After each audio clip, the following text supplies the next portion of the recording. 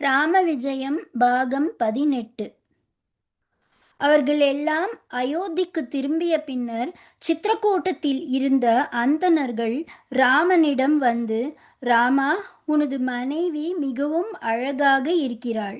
நீ எங்களுடன் இருந்தால் அசுரர்கள் இங்கு வந்து நம்மையெல்லாம் தின்று விடுவார்கள். திரிஷிரை, கரண், தூஷன் என்னும் அசுரர்கள் இங்கே வந்து சீதையை கவர்ந்து செல்ல போவதாக எங்களுக்கு தகவல் கிடைத்திருக்கிறது. எனவே நீங்கள் மூவரும் இங்கிருந்து விரைவில் சென்றுவிடுமாறு கேட்டுக்கொள்கிறோம் என வேண்டினர். நீங்கள் யாரும் பயப்பட தேவையில்லை. இந்த பூமியில் இருக்கும் எந்த அசுரர் வேண்டுமானாலும் இங்கு வரட்டும். அவர்கள் அனைவரையும் அழித்து நான் உங்களை காப்பாற்றுகிறேன் என தைரியம் சொன்னான். ஆனால் ராமனின் வார்த்தையில் நம்பிக்கை வைக்காத அந்த அந்தணர்கள் தங்களது மனைவி குழந்தைகளை அழைத்து கொண்டு அந்த மலையை விட்டு அகன்றனர். விரைவிலேயே ராமன் தண்டகாரண்யம் நோக்கி புறப்பட்டான். செல்லும் வழியில் விராட்டன் என்னும் அசுரனை கொன்றான். தும்பரன் என்னும் கந்தர்வனே விராட்டன் என்னும் அசுரன். ஒருமுறை குபேரன் தும்பரனை அழைத்து தன் சபையில் பாடும்படி ஏவினான். குடிமயக்கத்தில் இருந்த தும்பரன் குபேரன் முன் சென்றான். அதை கண்டு வெகுண்ட குபேரன் தும்பரனை ஒரு அசுரனாகும்படி சபித்து 10,000 ஆண்டுகள் காட்டில் அலைந்து திரிந்து ராமனின் கையால் சாப விமோச்சனம் பெறுவான் என சாபம் கொடுத்தான். அதன்படியே இப்போது ராமனால் கொல்லப்பட்டு சாபத்திலிருந்து விடுபட்டான். சீதையுடனும் லக்ஷ்மணனுடனுமாக ராமன் 13 ஆண்டுகள் பல புனித தலங்களுக்கு விஜயம் செய்து காலத்தை கழித்தான். அப்படி செல்லும்போது அத்ரி மகர்ஷியின் ஆசிரமத்திற்கும் சென்று மும்மூர்த்திகளின் அம்சமான தத்தாத்ரேயரை தரிசித்து வழிபட்டான். அங்கிருந்து அகஸ்திய முனிவரின் இருப்பிடம் சென்றான். இவர் ஒரு சக்தி வாய்ந்த ரிஷி. இவரது சக்தியை பற்றிய கதை பின்வருமாறு. ஆதாபி, வாதாபி, ஆல்வா என்னும் 3 அசுரர்கள் இருந்தனர்.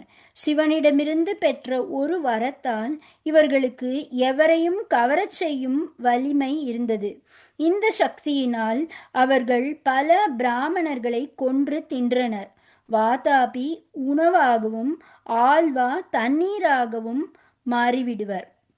ஆதாபி ஒரு நல்ல அடியவன் போல வேஷம் எடுத்துக்கொண்டு அந்தணர்களை தான் படைக்கும் விருந்தையும் நீரையும் பருகுமாறு வேண்டுவான். இதை அறியா அந்தணர்கள் உணவையும் நீரையும் அருந்தியதும் ஆதாபி பலத்த குரலில் வாதாபி, ஆல்வாவின் பெயர்களை கூறி அழைப்பான். தனது சகோதரனின் அழைப்பை கேட்டதும் அந்தணர்களின் வயிற்றிலிருந்து கிழித்து கொண்டு வெளியே வருவர். இப்படியே பல அந்தணர்களை அவர்கள் கொன்று அவர்களது உடல்களை புசித்து வந்தனர். ஒரு நாள் அகஸ்தியர் அந்த வழியே வந்தபோது ஆதாபி அவரையும் விருந்துக்கு அழைத்தான். அகஸ்தியரும் அவனது அழைப்பை மகிழ்வுடன் ஏற்றார்.